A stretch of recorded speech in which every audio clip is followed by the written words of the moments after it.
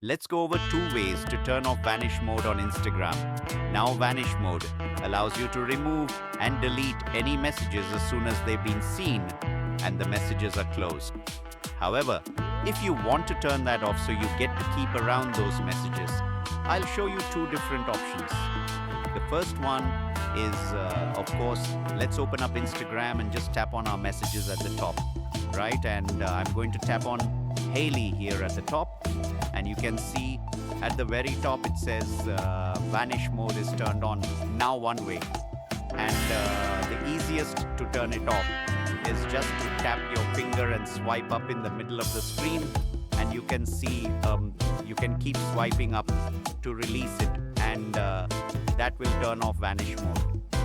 Now, the other way that you can do it is just tap on their name at the very top here, and you can see the second option is Vanish mode. So if that is turned on, all you have to do is toggle that off, and now Vanish mode is disabled or turned off. This helps. Thanks for your time today, and I'll see you on the next one.